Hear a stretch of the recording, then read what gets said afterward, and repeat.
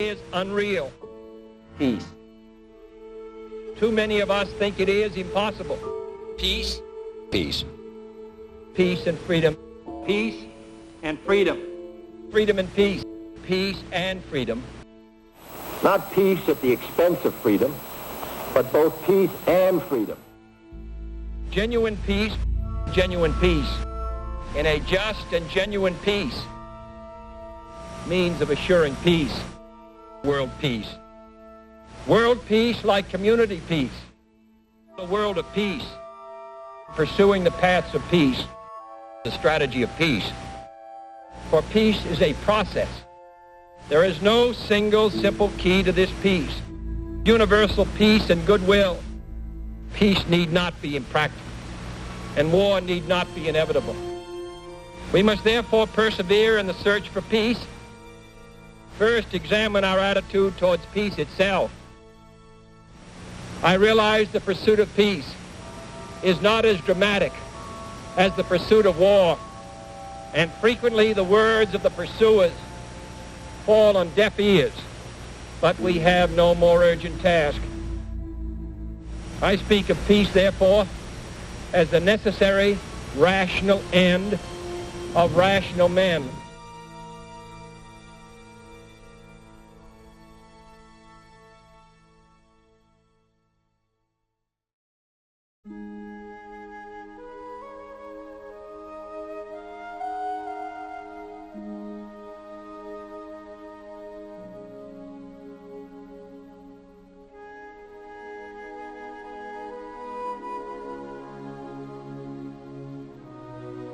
Bring peace to them. A peaceful revolution for human rights. For too long, my country, the wealthiest nation in a continent which is not wealthy, failed to carry out its full responsibilities to its sister republics. We have now accepted that responsibility. In the same way, those who possess wealth and power in poor nations must accept their own responsibilities. They must lead the fight for those basic reforms which alone can preserve the fabric of their societies. Those who make peaceful revolution impossible will make violent revolution inevitable. Here at home, the future is equally revolutionary. The New Deal and the Fair Deal were bold measures for their generation. But now this is a new generation. This administration has failed to recognize that in these changing times, with a revolution of rising expectations sweeping the globe, the United States has lost its image as a new, strong, vital, revolutionary society. The long view shows us that the revolution of national independence is a fundamental fact of our era. This revolution will not be stopped. I believe in an America that is officially neither Catholic, Protestant, nor Jewish, where no public official either requests or accepts instructions on public policy from the Pope, the National Council of Churches, or any other ecclesiastical source, where no religious body seeks to impose its will, directly or indirectly, upon the general populace or the public acts of its officials, where no church or church school is granted any public funds or political preference.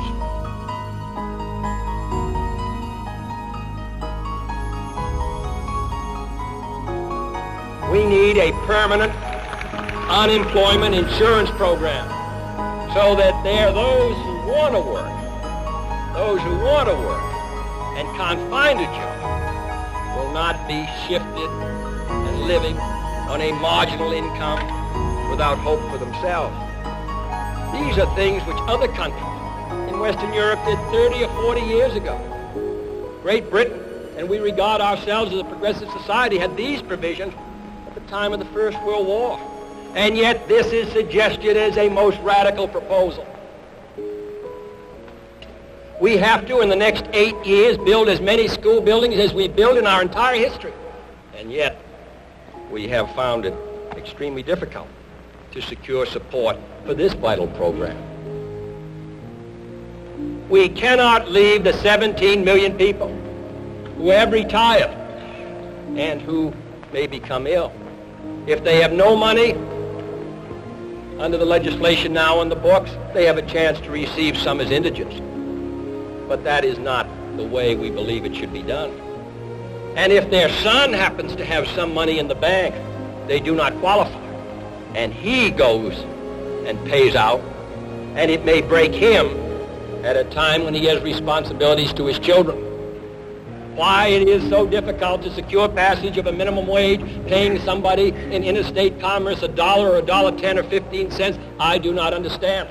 But it is regarded in some circles as highly radical and highly inflationary.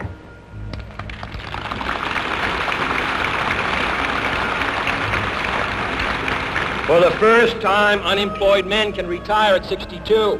For the first time. And I do not regard this as a particularly radical proposal. Dependent children can receive aid for the first time in our history without the wage earner deserting his family. In the old days, before this act was passed, if a child was undernourished, it was necessary for the wage earner to desert his wife and family in order that those children should qualify for assistance. But last year that was changed. The president's willingness to abandon tradition was responsible, in part, for his failure to succeed with the business community, in spite of efforts at conciliation. I don't remember the figures exactly, but the president was not extremely popular in Texas, nor was he in the country. I am delighted to have a chance to say a few words about this administration's policy, which has been the subject of a good deal of discussion, acrimony, and controversy on wages and prices and profits. Now, I know there are some people who say that this isn't any business of the President of the United States, and and who believe that the President of the United States should be the honorary chairman of a great fraternal organization and confine himself to ceremonial functions. But that isn't what the Constitution says. And I did not run for President of the United States to fulfill that office in that way.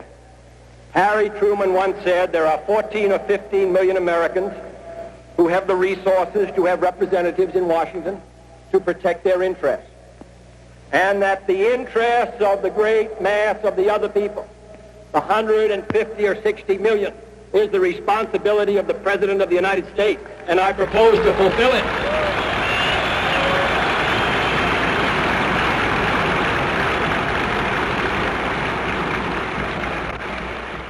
Then I believe it is the business of the President of the United States to concern himself with the general welfare and the public interest, and if the people feel that it is not, then they should secure the services of a new President of the United States.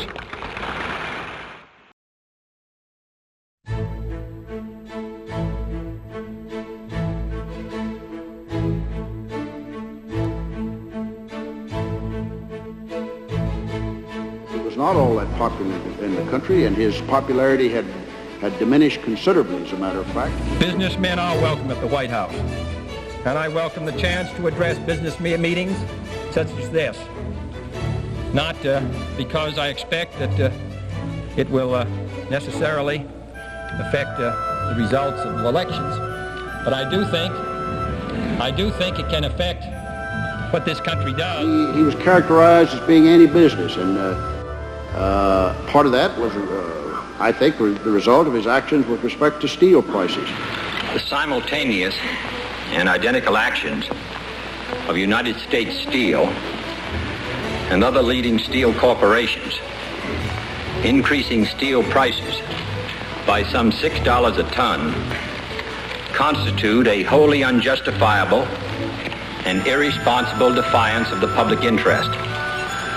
In this serious hour in our nation's history, when we are confronted with grave crises in Berlin and Southeast Asia, when we are devoting our energies to economic recovery and stability, when we are asking reservists to leave their homes and families, but months on end, and servicemen to risk their lives, and 4 were killed in the last 2 days in Vietnam, and asking union members to hold down their wage requests at a time when restraint and sacrifice are being asked of every citizen, the American people will find it hard, as I do, to accept a situation in which a tiny handful of steel executives whose pursuit of private power and profit exceeds their sense of public responsibility can show such utter contempt for the interests of 185 million Americans.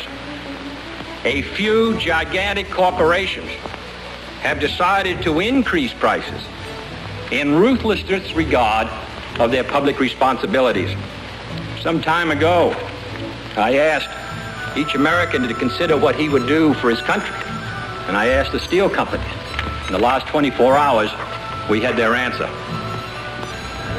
I realize that there are some businessmen who feel only they want to be left alone, that government and politics are none of their affairs, that the balance sheet and profit rate of their own corporation are of more importance than the worldwide balance of power or the nationwide rate of unemployment. But I hope it's not rushing the season to recall to you the passage from Dickens' Christmas Carol, in which Ebenezer Scrooge is terrified by the ghost of his former partner, Jacob Marley. And Scrooge, appalled by Marley's story of ceaseless wandering, cries out, "But you were always a good man of business, Jacob." And the ghost of Marley, his legs bound by a chain of ledger books and cash boxes, replied, "Business? Mankind was my business. The common welfare was my business. Charity, mercy, forbearance, and benevolence were all my business. The dealings of my trade were but a drop of water in the comprehensive ocean of my business. Members and guests of the Florida State Chamber of Commerce, whether we work in the White House or the State House or in a house of industry or commerce, mankind is our business. And if we work in harmony, if we understand the problems of each other and the responsibilities that each of us bears, then surely the business of mankind will prosper. And your children and mine will move ahead in a secure world, and one in which there's opportunity for them all." Thank you. No one was more hostile than the Southerners of the far right. Not only were the Kennedys showing themselves soft on communism and in favor of civil rights for black citizens throughout the South, but Kennedy had hurt their pockets by scaling back oil depletion tax credits. But Texas was home to Kennedy's most dangerous opponents. Oil millionaires and billionaires in Texas were petrified of one major factor that John F. Kennedy was considering, cutting the oil depletion allowance. And there was no way they were going to allow that. Essentially, they would save billions of dollars if it stays as it is. It was called a 27.5% oil depletion allowance. John Kennedy thought it was too liberal. If a free society cannot help the many who are poor, it cannot save the few who are rich. Big business is using the stock market slump as a means of forcing you to come to terms with business. Their attitude is, now we have you where they want you. Have you seen any reflection of this attitude? I can't believe I'm where big business wants me.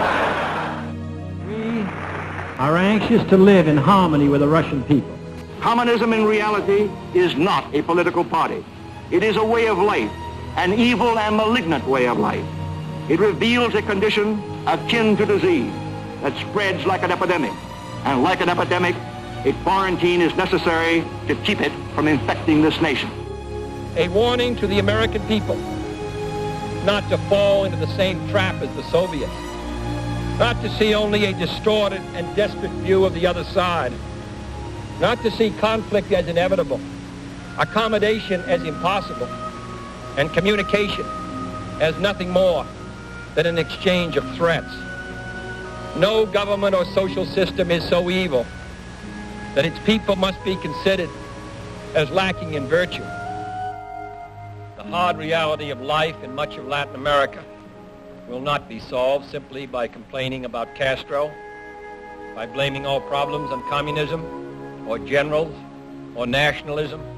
The Republican National Chairman has said that your administration's attitude in general is one of appeasement toward communism throughout the world. Do you have any comment on this criticism by top spokesmen of the opposition party?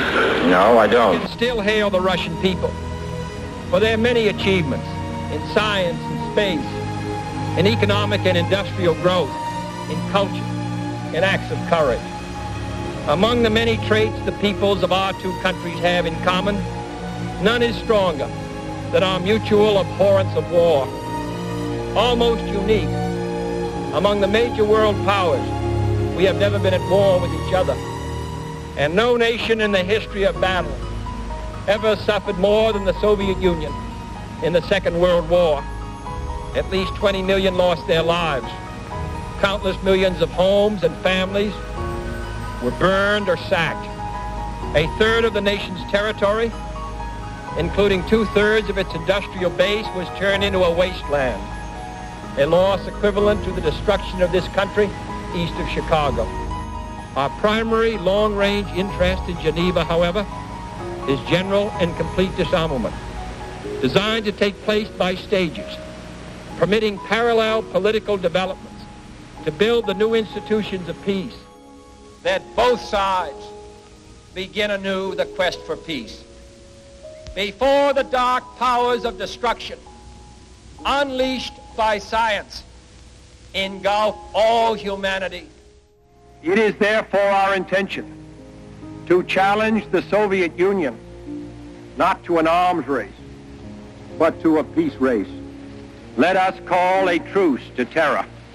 The logical place to begin is a treaty assuring the end of nuclear tests of all kinds in every environment under workable controls.